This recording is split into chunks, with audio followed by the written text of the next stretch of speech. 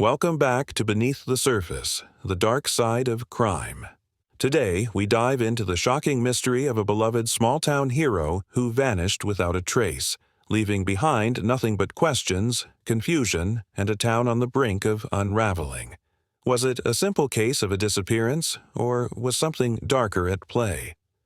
Buckle up as we uncover the secrets that everyone missed, and the chilling truth that will leave you speechless. Chapter 1. The Perfect Teacher. Greenfield was a town where everyone knew each other's name. It was the kind of place where you could leave your door unlocked, and the biggest crime was a stolen bicycle. At the heart of this peaceful town was Nathaniel Cooper, a man who seemed to embody all that was good about Greenfield. He was a high school teacher by day, a coach by night, and a mentor to every young person in town. His genuine kindness was renowned, and his unwavering support for the community had earned him the title of Town Hero. Nathaniel had been teaching history at Greenfield High School for over a decade. He wasn't just a teacher, he was a pillar of the community, loved by students, faculty, and parents alike. His friendly smile, his tireless dedication, and his involvement in everything from organizing charity runs to running the local basketball team made him a beloved figure in Greenfield. On the morning of March 15th, everything changed. It began like any other school day. Nathaniel's students were preparing for the annual history fair, and the excitement was palpable. Teachers and parents filled the halls as volunteers helped set up displays, and everyone was eager for the evening's festivities. But when the clock ticked past 9 a.m., and Nathaniel didn't show up for his first class, it was unusual, but no one thought much of it at first. After all, teachers are human, and sometimes they just need a sick day or a break. But then the hours stretched on, and Nathaniel's absence became undeniable. By noon, it was clear something was wrong. The school tried calling him, but there was no answer. His phone went straight to voicemail, and when his colleague Simon went to check on him at his house, the door was locked, and there were no signs of life inside. Nathaniel's car was parked in the driveway, his personal items were scattered around, and yet Nathaniel was nowhere to be found. This wasn't just any man. This was Nathaniel, the town's hero. He couldn't have just disappeared. Something had happened. But what? Was it an accident, a mental breakdown, a sudden, unexplained decision to leave? The town was in a panic. Chapter 2. The search begins. By the time the sun dipped below the horizon, the town of Greenfield was fully mobilized. A search party formed within hours of Nathaniel's disappearance, and people from all over town joined in. There was no stone left unturned. Volunteers combed through nearby woods, checked neighboring farms, and went door to door in the hopes of finding any clue that might explain Nathaniel's sudden absence. Law enforcement officers arrived from the neighboring city, but they were just as stumped as everyone else. They found nothing unusual at Nathaniel's home. No signs of forced entry, no robbery, no struggle. It was as though he had simply vanished. Then came the discovery that would send shockwaves through the investigation. A letter, written in Nathaniel's handwriting, was found inside a drawer in his desk. The letter was a simple cryptic message that read, "I'm sorry. I can't go on like this. Please forgive me." There was no explanation, no specifics, just that haunting line. I can't go on like this. The community was shattered. Nathaniel had always been open and accessible, a friendly, approachable man who had never seemed to have any problems. What had he been hiding? What could have driven him to leave without a word? And why had he left behind such an unsettling letter? The search continued, but the deeper they looked, the more unanswered questions emerged. Nathaniel's friends and family were baffled. Was he struggling with something? Could someone have harmed him? Was there something deeper going on, something that no one had noticed before? Chapter 3. The Hidden Life. The search for Nathaniel continued in full force, but after days without any new leads, the case began to go cold. The town's grief turned to suspicion. Everyone in Greenfield thought they knew Nathaniel. After all, he had been such an open book, so kind, so devoted to his community. But as law enforcement began digging into his background, they unearthed some troubling secrets. Nathaniel had recently been withdrawn, his behavior somewhat erratic. Colleagues mentioned that he had been forgetful, distracted, and often absent-minded in the weeks leading up to his disappearance. The confident, capable teacher and coach had started showing signs of stress, but no one could quite put their finger on why. It wasn't until his close friend, Simon, revealed something unexpected that the mystery took a darker turn. Simon, who had known Nathaniel since college, shared that Nathaniel had been receiving strange, unexplained phone calls. These weren't just wrong numbers or telemarketers. These calls came in the dead of night and were always brief. Nathaniel never spoke about them, but the last time Simon visited him, he had noticed that Nathaniel had seemed more anxious than ever. There was another strange detail. Nathaniel had been secretly withdrawing large sums of money from his bank accounts over the past month. No one knew why. His family and friends assumed it was for something trivial, like vacation plans or new projects, but with the disappearance, everything began to look suspicious. What was Nathaniel hiding? And why had he withdrawn so much money? This question gnawed at the investigators and the people who had known Nathaniel best. Chapter 4. The Town's Secrets. As investigators dug deeper, they realized that Nathaniel's life wasn't as simple as it appeared. One of the biggest shockers came when they discovered that Nathaniel had been in contact with a group of individuals who were known to have a shady reputation. Nathaniel's name appeared on a list of people who had attended meetings organized by a mysterious figure in a nearby city. These individuals were linked to a series of fraudulent businesses that manipulated vulnerable people into participating in illegal schemes. Nathaniel had never mentioned any of this to his family or friends, and he had certainly never shown any signs of being involved in criminal activities. But the more investigators uncovered, the more they realized that Nathaniel's involvement might not have been entirely innocent. Was he coerced into participating? Was he in over his head? Or was he a willing participant in these shady dealings? The chilling possibility that Nathaniel had been living a double life started to unfold. The town that had trusted him, that had thought of him as their hero, now began to question everything they knew about him. Chapter 5. The Final Clue. Days turned into weeks, and just when it seemed like the case would remain unsolved, a breakthrough came in the form of Nathaniel's journal. It had been found buried in the woods behind his house, hidden beneath a pile of branches and leaves. The journal was filled with entries detailing Nathaniel's growing fear, his guilt, and his sense of being trapped in a web of lies. One particular entry stood out. It read, "I can't live with the lies anymore. They'll never leave me alone. I have to go. It's the only way." What had Nathaniel gotten involved in? Who was after him? And why had he felt that he had to run? The journal also contained details about Nathaniel's secret contact with the shady group, confirming that he had been caught up in something far beyond his control. The question now wasn't just about Nathaniel's disappearance. It was about his safety. Was he hiding from the law? Or was he in hiding to protect himself from something far more dangerous? Chapter 6. The Dark Underbelly. Nathaniel's secret life was more complicated than anyone could have imagined. As investigators pieced together the puzzle, they discovered that the shady group Nathaniel had been involved with had deep ties to criminal networks. These weren't just small-time crooks. They were linked to a much larger web of organized crime that spanned across several states. Nathaniel's involvement, though reluctant, had placed him in grave danger. The group had threatened him with exposure, blackmailing him to keep quiet about their activities. In his journal, Nathaniel wrote about his constant fear of being caught, his dread of losing everything he had built in Greenfield. The police were now faced with a new set of questions. Was Nathaniel a victim of this criminal network? Or had he willingly participated in these illegal dealings? And if he was a victim, what had happened to him? Chapter 7. the shocking revelation. The truth finally came to light when an informant, a former member of the criminal group, came forward with information about Nathaniel.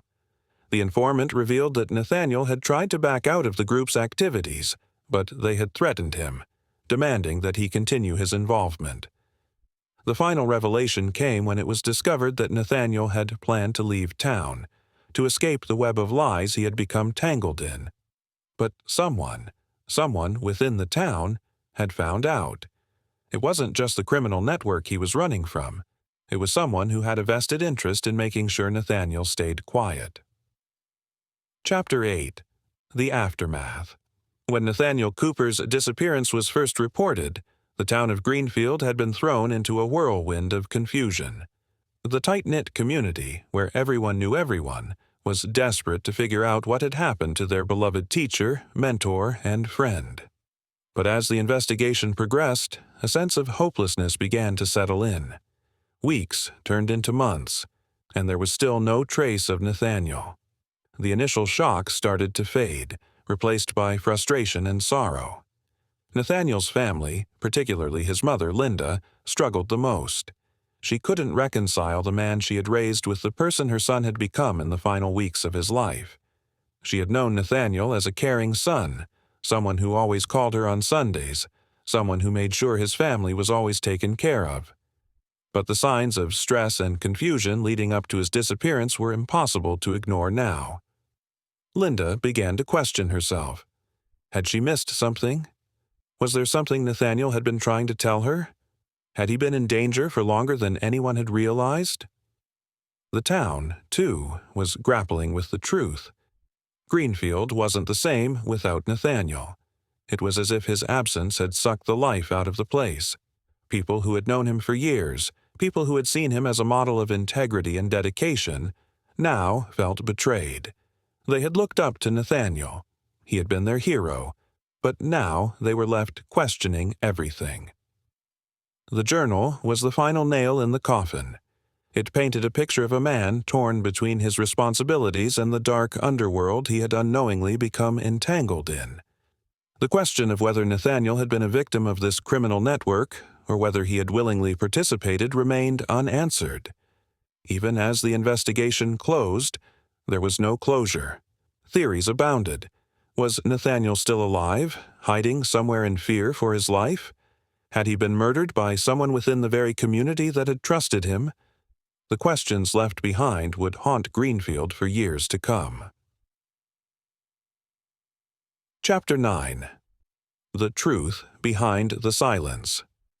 Months after Nathaniel's disappearance, Greenfield's residents found themselves slowly coming to terms with the haunting reality that Nathaniel might never return. But there were still whispers in the shadows.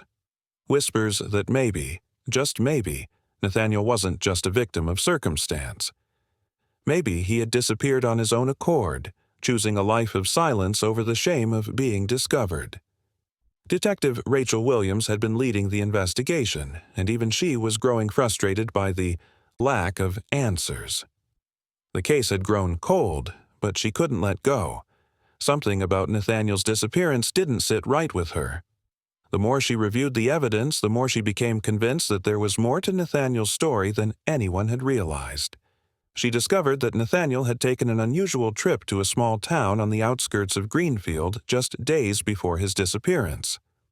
During her investigation, she found that Nathaniel had met with a man known only as the Broker, a name that had been mentioned repeatedly in the criminal network he had been tied to. What had Nathaniel been doing with this man? The Broker's identity remained elusive, but one thing was clear. This man was connected to a far-reaching underground organization that had links to various illicit activities. Detective Williams uncovered a phone number that Nathaniel had frequently called in the days leading up to his disappearance. It belonged to someone who had once been involved with the same network Nathaniel had been trying to escape from. The deeper Williams dug, the more she uncovered about Nathaniel's fear of being silenced. The connections between the criminal group and the local businessmen, who had allegedly been the ones pulling the strings behind Nathaniel's coercion, became increasingly apparent. What had been intended as a simple blackmail scheme had spiraled into something far more sinister. Nathaniel had been forced to go into hiding because he had uncovered information that could bring down the entire network. Rachel Williams wasn't sure if she had uncovered the truth about Nathaniel's disappearance, but she knew one thing for certain. Nathaniel had never been the simple man everyone had believed him to be. He had lived with secrets, and the truth behind those secrets might just be buried forever. Chapter 10. The Final Confrontation. After months of searching and uncovering a tangled web of lies and deception, the final confrontation came not with the criminal network but within the town itself. The people of Greenfield had begun to question each other. Had Nathaniel's disappearance been an inside job? Were the people closest to him involved? The town, which had once been unified by trust and community, was now fractured, suspicious of anyone who might have known more than they were letting on. Then came the shocking revelation that shook the foundation of Greenfield even further. It was discovered that the person behind Nathaniel's forced disappearance was none other than Simon, his oldest friend, the man who had known Nathaniel the longest. Simon, devastated by the loss of his friend and unable to cope with the guilt of being an accomplice in the scheme, confessed to the authorities. He had been manipulated by the same criminal network Nathaniel had been trying to escape. The plan had been to use Nathaniel as a pawn in a larger game, an elaborate cover-up that would allow the network to continue its operations without anyone suspecting them. But Nathaniel had uncovered too much. The broker had used Simon to pressure Nathaniel into silence. When Nathaniel had threatened to expose everything, Simon had no choice but to help orchestrate his disappearance. The revelation sent shockwaves through the town. Simon was arrested, but the damage had already been done. The truth about Nathaniel's life, his disappearance, and the network he had been involved with was now public knowledge.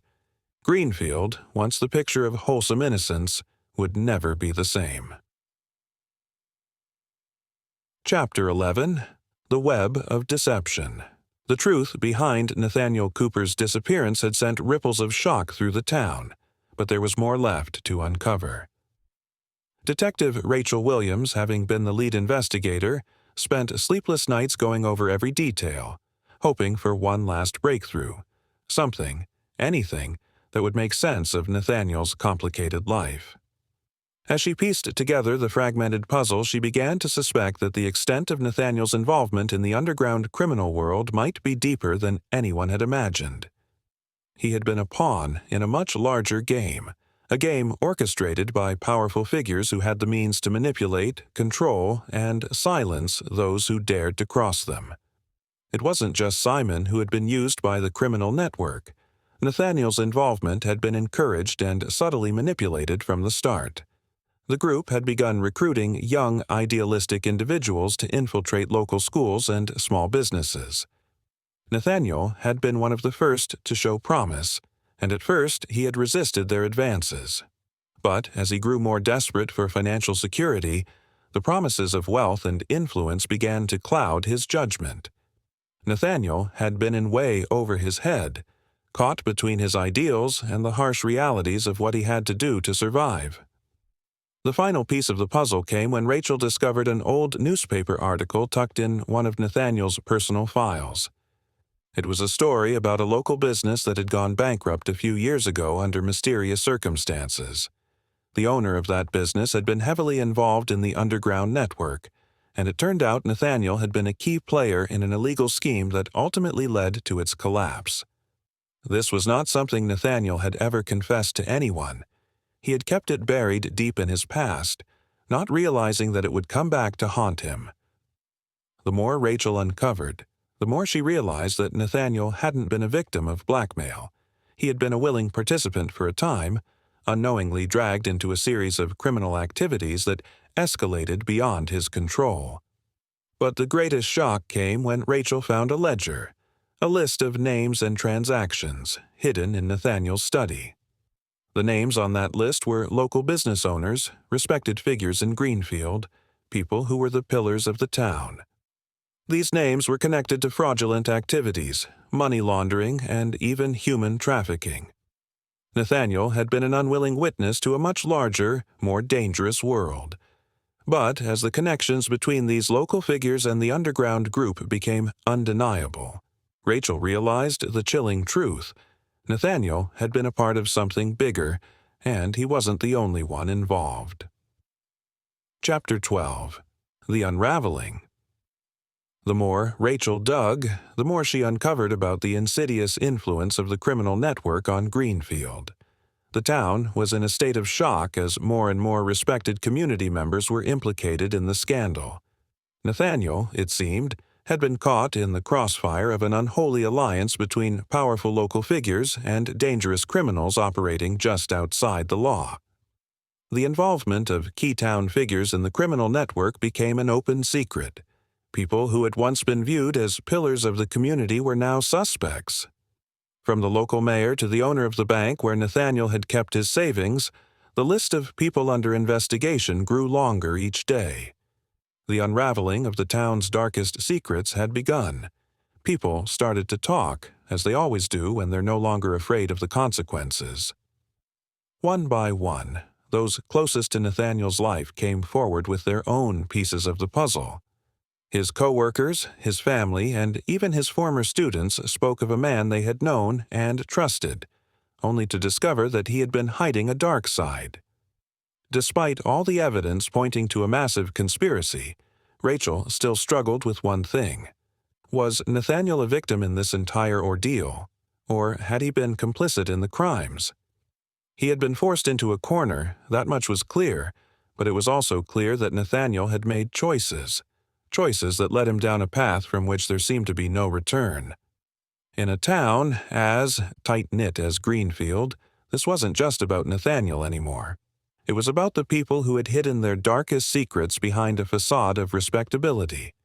The town's moral fabric had been ripped apart, and no one would ever look at Greenfield the same way again. Rachel was left with a haunting question. Was Nathaniel's disappearance a tragic attempt to escape the consequences of his actions, or had he been silenced to protect the network? It was a question that would remain unanswered for the time being, but the truth was coming to light, one painful piece at a time. Chapter 13. The Betrayal of Trust. As the investigation continued, it became increasingly clear that Nathaniel's betrayal wasn't just about his involvement with the criminal network. It was about the people who had trusted him, the people he had left behind. His family, his friends, his colleagues, they all felt a deep sense of betrayal. Nathaniel had been their hero, and now they had to come to terms with the fact that the man they had trusted had been hiding secrets they couldn't have imagined. Linda, Nathaniel's mother, was particularly devastated. She couldn't understand how the son she had raised with love and care could have kept such deep, dark secrets from her. She recalled his growing sense of guilt in the weeks leading up to his disappearance, but she had chalked it up to stress. She had never imagined that Nathaniel had been involved in anything so dangerous, so far removed from the life he had led in Greenfield. Linda felt the weight of his betrayal more than anyone else. In the quiet of her home, she would sit with his old belongings, his favorite books, his childhood drawings, and wonder where things had gone wrong. She couldn't understand how a man so full of potential, so full of life, could have chosen such a dark path. But as the investigation unraveled, she had to accept the reality. Nathaniel had been a part of something much bigger, and in the end, it had cost him everything. Chapter 14. The Price of Secrets. As the final chapter of the investigation began to unfold, the true cost of the secrets Nathaniel had kept became evident. The people of Greenfield had learned a bitter lesson about the dangers of hidden lives. The small town, which had once prided itself on being a safe haven, had become the epicenter of a scandal that would change everything. Nathaniel's story was just one thread in a much larger tapestry of corruption, lies, and betrayal. But the price of uncovering these secrets was high. The community was divided. Some felt betrayed, while others felt sympathy for Nathaniel, understanding that he had been caught in a web of circumstances beyond his control. Still, the damage was done. Trust, once the cornerstone of Greenfield, had been shattered. Rachel, though, knew that the town would recover. The road to healing would be long, But in the end, people would rebuild. As for Nathaniel, his fate was still unclear. Was he still out there somewhere, hiding from those who had wronged him? Or had the darkness that surrounded him finally claimed him? One thing was certain. Greenfield would never be the same. The town would carry the weight of Nathaniel's secrets forever, and in the end, the real lesson was this. No matter how well you think you know someone, there are always things lurking beneath the surface, things that, if left unchecked, could destroy everything. Thank you for joining us on this harrowing journey through the dark side of Greenfield. Nathaniel Cooper's story may have come to an end, but the lessons we've learned along the way are ones we must never forget. In a world full of secrets, betrayal, and hidden lives, it's easy to be deceived. But the truth, no matter how painful, always finds a way to the surface. We hope you found this story as chilling and thought-provoking as we did. Don't forget to like, subscribe, and share your thoughts in the comments below. What do you think really happened to Nathaniel? Was he a victim, or did he play a larger role in the darkness that consumed his life? Let us know your theories and stay tuned for more gripping stories.